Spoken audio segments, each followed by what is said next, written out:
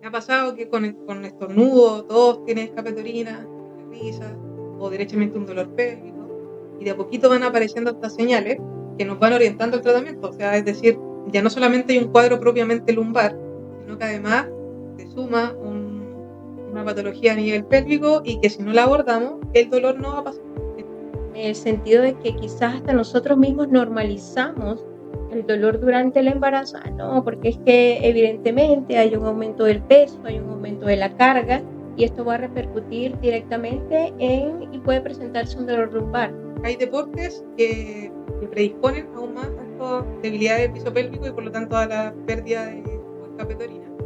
Se habla de que el 80% de las personas que lo practican, sobre todo mujeres, presenta un problema de piso pélvico. Bienvenidos al Monstruo y yo, donde la medicina se encuentra con lo que no se dice. Soy Dani Páez, especialista en ortopedia y traumatología con formación en cirugía de columna y medicina deportiva. En este espacio juntamos ciencia y humanidad, es decir, juntamos medicina, clínica y medicina narrativa. Estas invitadas nos van a ayudar a identificar y a derribar este monstruo. Bienvenidas al podcast El Monstruo y yo, donde la medicina se encuentra con lo que no se dice.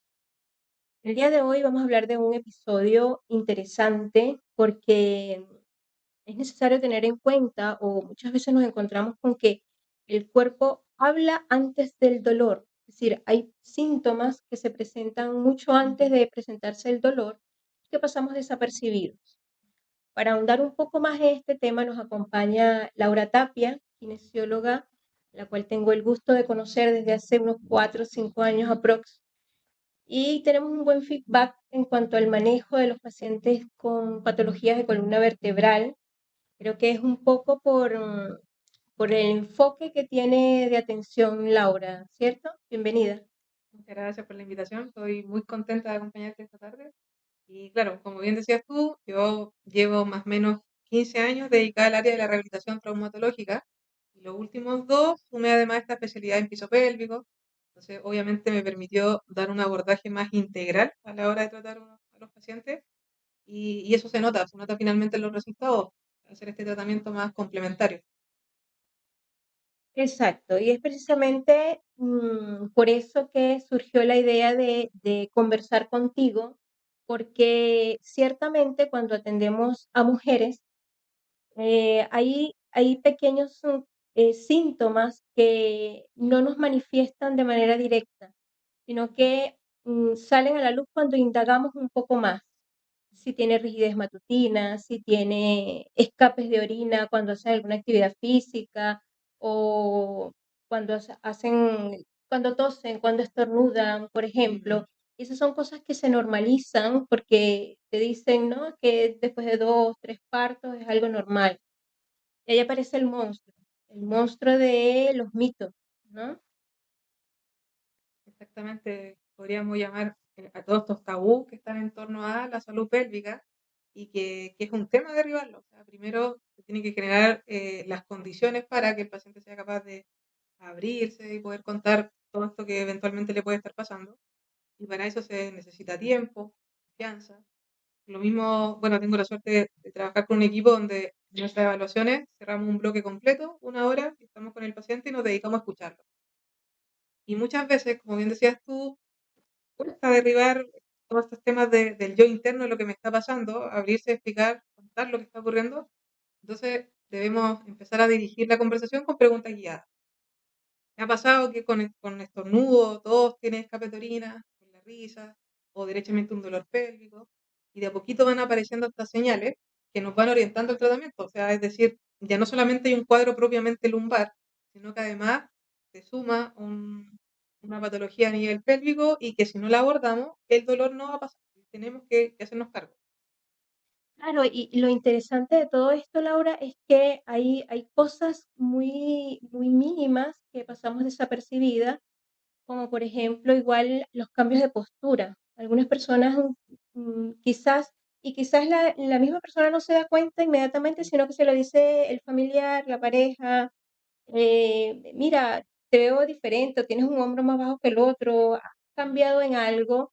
Y eso es importante tenerlo en cuenta y acudir a un control, a una consulta y no normalizar cualquier tipo de cambio con el fin de que prevenir que estos síntomas se transformen en un futuro en un dolor manifiesto, ¿no? Sí, de todas maneras, o sea, hay, como bien dices tú, nosotros nos vemos todos los días, entonces muchas veces hay que dedicarse y darle el tiempo para escuchar lo que nos dicen los demás. Oye, ¿por qué te paraste así? ¿Qué pasó? ¿Tú estáis más alto? ¿Estáis más chico? Y bueno, hay elementos también importantes, por ejemplo, hoy en día la industria de las zapatillas, sobre todo, literalmente está a los pies del deportista. Es decir, hay toda una revolución en este sentido donde el diseño de la zapatilla viene pensado según el tipo de pisada. Muchas veces uno sin saber esto, escoge una zapatilla porque es la que le gusta. Mm. Pero si tenía un tipo de pisada pronadora y esta zapatilla es para un supinador, eso sin duda va a alterar la pisada y de ahí todo hacia arriba la postura. Y los problemas no van a llegar ahora ya, sino que con el pasar del tiempo. Exacto. Tú, Laura, en tu día a día, ¿qué síntomas? Porque yo he mencionado varios, Ujú. pero quizás en tu día a día tienes algún síntoma en particular o alteración en particular que tú indagando te manifiesta el paciente que presenta y que se relaciona directamente con este paciente que hoy se nos presenta con un dolor lumbar. Mira, yo creo que es bien importante lo que mencionaba un poco al principio de cuando aparece este monstruo y son estos temas que lamentablemente, culturalmente, están muy normalizados.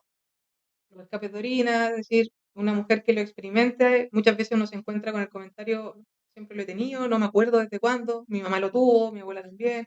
Entonces, lamentablemente está tan normalizado que si no indagamos en la consulta, la paciente no lo va a decir. Entonces, eso ya es un signo de musculatura epizopélvico débil que sí o sí va a repercutir a nivel lumbar. Es decir, la estabilidad de la zona lumbopélvica depende de que trabaje en forma uniforme, tanto musculatura abdominal, lumbar, diafragma y cerrando aquí el paquete vendría la musculatura epizofélvica. Exactamente. Es importante tener en todo caso esta visión Ujú, integral, ¿no? ujú. De no ver aisladamente el dolor de la columna vertebral como algo, incluso tendemos a verlo como seccionado, el dolor lumbar netamente lumbar, el dolor dorsal es netamente dorsal, el cervical es netamente cervical y no podemos separarlo ni seccionarlo de esa manera porque somos un todo, ¿no?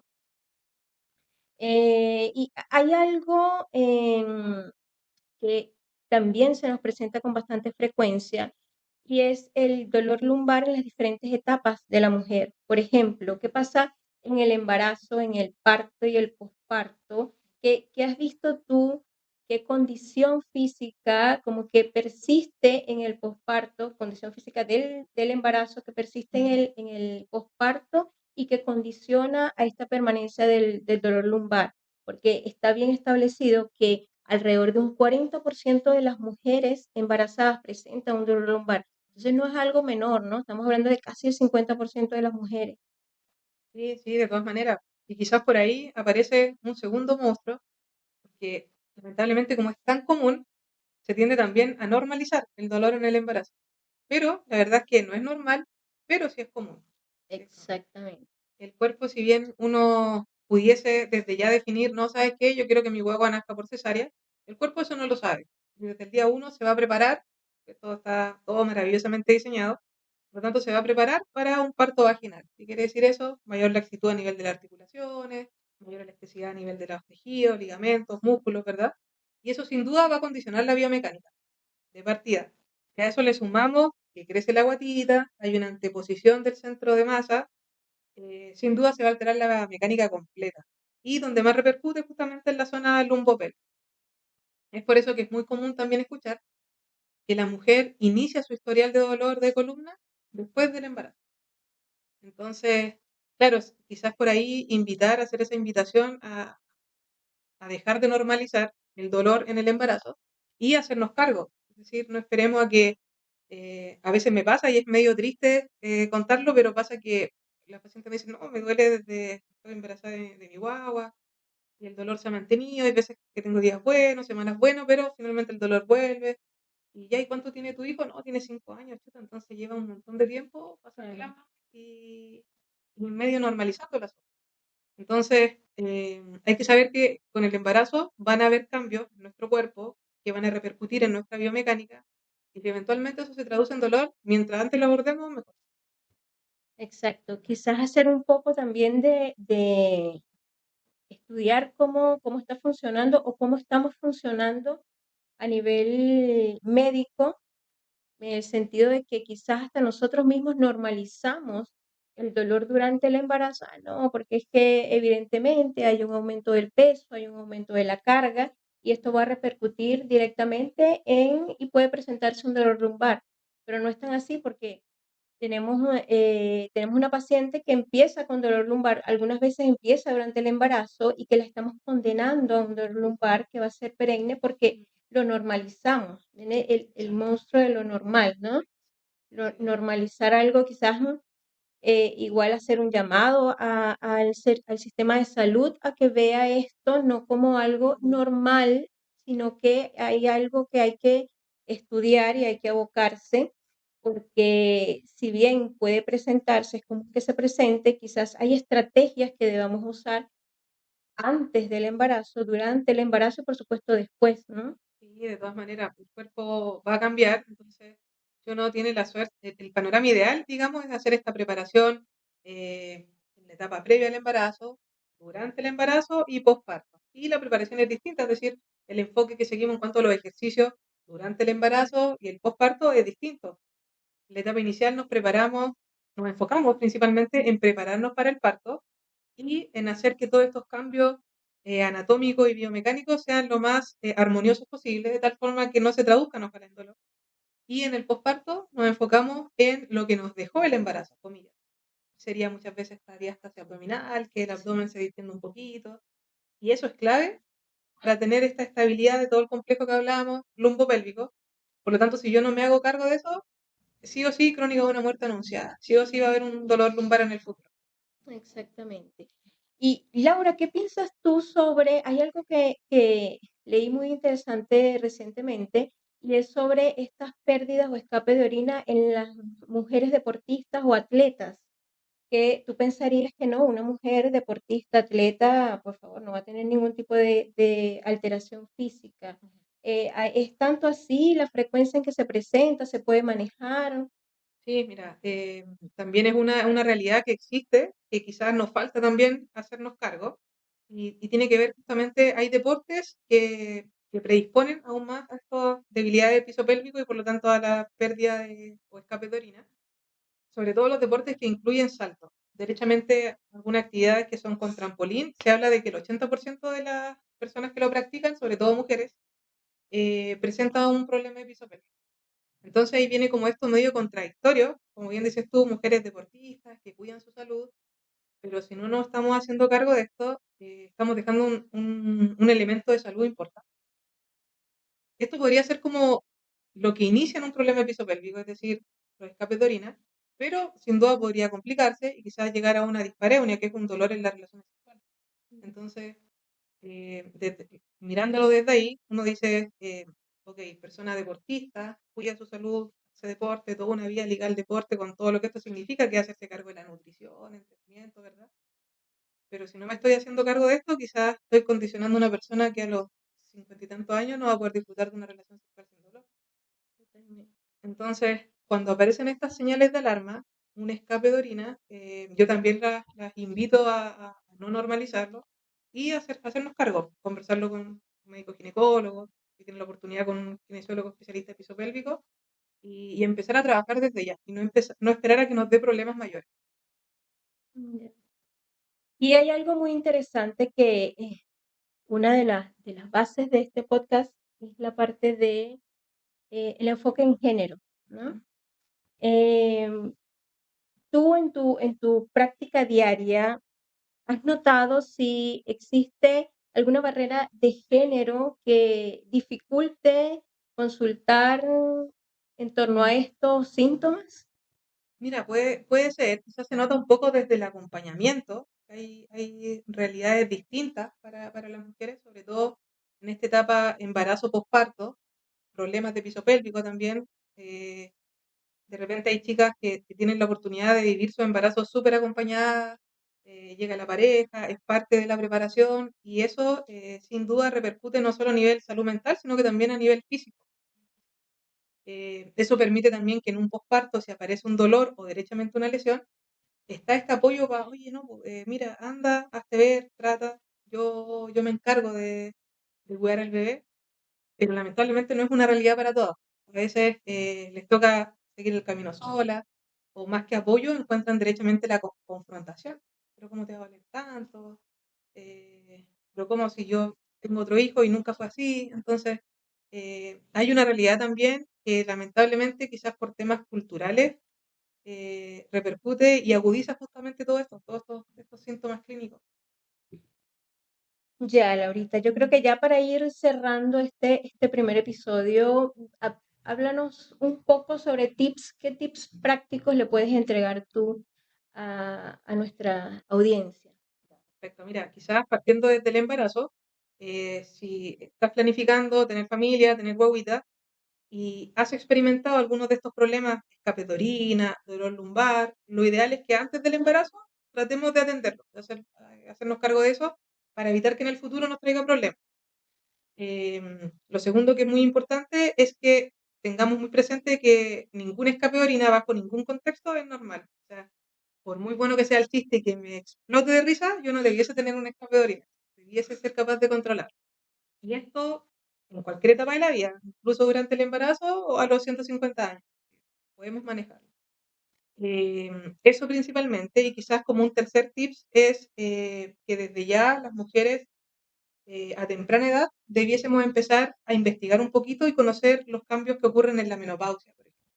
Eso va también a repercutir a nivel físico, pudiese asociarse con ciertos dolores y que es bueno que desde ya uno empiece a investigar, a conocer, para que a la hora de no nos espantemos, sino que sepamos y estemos mejor preparados para lo que nos va a ocurrir. Así es, Laura. Es muy interesante como llevarse esos tips, ¿no? Para tenerlos en cuenta. Eh, Ahora ya que hablamos un poco de este tema, te pregunto a ti, Laura, la mujer, ¿tienes algún monstruo que prefieras ocultar? Mira, quizás, así como bien desde el yo interno, yo creo que todos tenemos nuestras cosas, todos tenemos nuestros monstruos y nos gusta quizás mostrar la parte bonita de lo que somos y ocultar lo demás, pero, pero sí, yo creo que quizás algo con lo que me he, ¿cómo decirlo?, reconciliado últimamente. Yo hace poco me enteré que estoy dentro del espectro autista, TEA de alto funcionamiento, y eso explicó un montón de cosas a mi yo interno, una obsesión con ciertos asuntos, qué sé yo. Y lo que en algún minuto lo vi derechamente como un problema, quizá obstáculo, hoy lo veo como una herramienta que me ayuda a desenvolverme mucho mejor, no solo en lo que soy profesionalmente, sino que persona. Entonces creo claro, que si bien todos tenemos estos monstruitos, hay que hacer un trabajo de enfrentarse a y aprender a vivir con ellos. Totalmente. Podemos, podemos aprovechar estos monstruos a nuestro favor, pero lo importante es reconocerlos. Lo importante es identificarlos. Eso nos va a empoderar a todas. Bien, les dejo igualmente esa pregunta a ustedes. ¿Tienen algún monstruo que prefieran ocultar? Los invito a ver el siguiente episodio. Se trata sobre el dolor lumbar femenino. Es nervioso. Es tan cierto esto como que tiene netamente una implicación nerviosa en la mayoría de los casos. Eh, si tienen alguna duda, alguna pregunta, comentario, déjenlo en la casilla de comentarios y nos vemos en el próximo podcast.